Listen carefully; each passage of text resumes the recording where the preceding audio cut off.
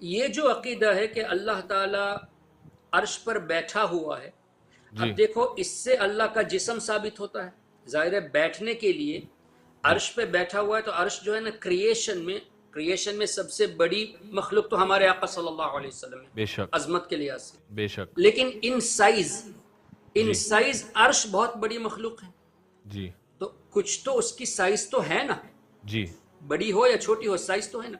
اگر جی اللہ تعالیٰ کو بیٹھا ہوا مانیں گے تو اللہ تعالیٰ کی ایک سائز مقرر ہو گئی. جی اور عقیدہ کیا ہے کہ اللہ تعالیٰ جسم و جسمانیات سے، مکان سے، جگہ سے پاک ہے. بے شک تو اس سے اللہ کا جسم ثابت ہوتا ہے، اور یہ عقیدہ بھی پبلش کرنے والا ابن تیمیہ ہے. ہاں اچھا اچھا جی اب بتائیے کہ کس صحابی نے یہ کہا کہ اللہ کا جسم ہے، یہ بتا دے کس صحابی نے یہ کہا. جی ابن تیمیہ نے اس کو عام کیا. جی اچھا، ابن تیمیہ کے اس بلیف کو ابن عبد الوہاب نجدی نے عام کیا. اب ہم جواب کی طرف آتے ہیں. جی دیکھیے، عرش از اے کریشن اور اے کریٹر، کریشن مخلوق ہے. جی تو اللہ تعالیٰ جب اپنی کریشن پہ بیٹھا ہوا ہے اکارڈنگ ٹو دم، تو عرش کو پیدا کرنے سے پہلے اللہ کہاں تھا؟ ہائے ہائے ہائے اللہ اکبر بہت خوب another thing، قرآن کریم میں اللہ نے فرمایا الذین یحملون العرش، فرشتے عرش کو اٹھائے ہوئے ہیں. جی اب یہ فرشتے بھی مخلوق ہیں. جی اگر فرشتے اللہ کو عرش کو اٹھائے ہوئے تو اس کا مطلب فرشتے اللہ کو اٹھائے ہوئے. یہ کیسے ممکن ہے کہ مخلوق جو ہے نا خالق کو اٹھائے بیٹھے؟ ہائے ہائے ہائے سبحان اللہ بہت خوب ماشاء اللہ ان فرشتوں کو پیدا کرنے سے پہلے اللہ کہاں تھا؟ تو یہ جی اللہ کے ساتھ مذاق کرنا ہوا کہ نہیں؟ تو ہمارے بزرگوں نے قرآن کریم کی تفاسیر کی روشنی میں، جیسے اعلیٰ حضرت امام اہل سنت نے اور دیگر علماء اہل سنت نے کیا ہی بہترین تفسیر فرمائی، کئی معنی بتائے. اس میں ایک یہ ہے کہ عرش پر اللہ کا کنٹرول ہے.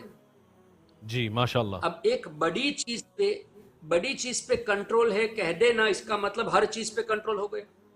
بے شک ٹھیک.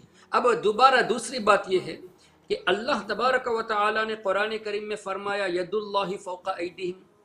جی جن صحابہ کرام نے بیعت رضوان حدیبیہ میں حضور علیہ الصلوۃ والسلام سے بیعت کی تھی، جی ان سے اللہ راضی ہے اور اللہ کا دست ان کے ہاتھوں کے اوپر ہے.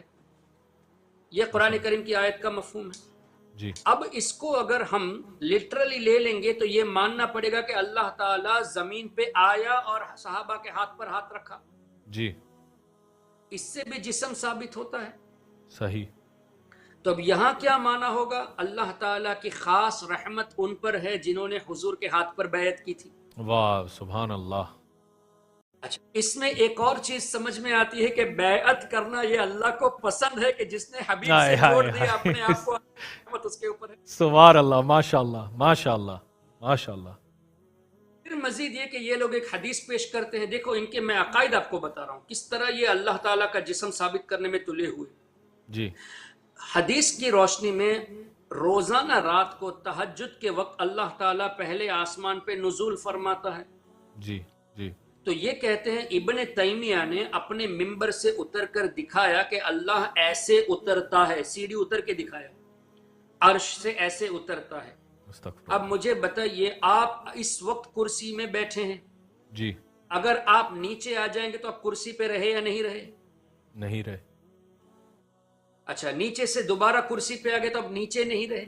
صحیح اب اکارڈنگ ٹو دیم اللہ تعالیٰ عرش سے اتر کر آسمان پہ آتا ہے، پہلے آسمان پہ، تو اس وقت اللہ تعالیٰ عرش پہ نہیں ہے، یہ معنی ہوا نا. صحیح اب یہاں سری لنکا میں فجر کا وقت ہے، جی ٹھیک ہے، پاکستان میں تہجد کا وقت ہے قریب قریب، جی دبئی میں اس وقت تقریباً 4:45 بجے ہے، یعنی تہجد کا وقت ہے. جی حرمین شریفین میں اس وقت 3:45 بجے ہے، یعنی تہجد کا وقت ہے. جی لیکن کینیڈا میں آپ کے یہاں ابھی مغرب ہو گئی ہے، جی ہمارے یہاں فجر ہو گئی ہے. جی تو according to their ideology Canada, Sri Lanka, India, Pakistan والوں کے لیے اللہ تعالیٰ ابھی عرش میں بیٹھا ہے، اور مکہ مدینہ والوں کے لیے اللہ تعالیٰ اس وقت آسمان پہ بیٹھا ہوا ہے. واہ واہ واہ اور ہمیں کہتے ہیں شرک مت کرو، اللہ کو ایک سے زیادہ مان کر، یہ تو شرک کرتے ہیں. ہاں ہاں بہت خوب. اچھا، پھر اس میں ایک حدیث پیش کرتے ہیں کہ نبی پاک صلی اللہ علیہ وسلم نے ایک عورت سے، ایک کیا کہتے ہیں، سلیو سے پوچھا، سلیو وومن سے، کہ میرے بارے میں کیا کہتی ہو، اللہ کے بارے میں کیا کہتی ہو؟ تو اس نے آسمان کی طرف اشارہ کیا، جبکہ اس حدیث پر کلام ہے. جی اگر آسمان کی طرف اشارہ مان بھی لیا ہے تو مطلب یہ ہے کہ جن لوگوں کی لوگ پوجا کرتے ہیں زمین میں، وہ میرا خدا نہیں، آسمان سے رزق دینے والا میرا خدا ہے. صحیح. اب یہ لوگ شرح پڑھے تب نا. ہاں اب بہت مان خوب. لیتے تھوڑی دیر کے لیے for the sake of argument کہ اس سلیو وومن کا مطلب یہ تھا کہ اللہ آسمان پہ ہے اکارڈنگ ٹو دم. جی اب آسمان پہ تو اکارڈنگ ٹو دم اللہ تہجد کے وقت ہوتا ہے، جی باقی وقت میں عرش پہ ہوتا ہے. تو پہلے یہ ثابت کرو کہ حضور علیہ السلام نے اس عورت سے جب سوال کیا تو وہ تہجد کا وقت نہیں تھا، وہ دن نہیں تھا، رات تھی، وہ ثابت کرو پہلے. ماشاء اللہ ماشاء اللہ بہت خوب. تو یہ لوگ اپنی غلط عقیدے کو پیش کرنے کے لیے یہ کچھ بھی کر لیں گے، حدیث کو بھی ٹیمپرنگ کر لیں گے. جی جی اللہ تعالیٰ کے بارے میں جو عقیدہ ہے، اللہ جسم و جسمانیات سے پاک ہے، وہ بھی ماشاء اس اللہ. لیے کہ رب نے خود فرمایا لیس کمثلہ شیء ولم یکن لہ کفوا احد. تو ہم اللہ کی باتیں سنیں یا ان کی باتیں سنیں؟ جی پھر ماشاء حضور اللہ. علیہ السلام نے جب کبھی یہ نہیں فرمایا کہ میرا رب جسم کے ساتھ ہے، فزیکل باڈی ہے، کبھی نہیں فرمایا، تو who are these people to utter؟ بے شک بے شک. تو اس بنیادی عقائد کی وجہ سے اہل سنت اور وہابیوں میں فرق نمایاں ہے. ماشاء اللہ.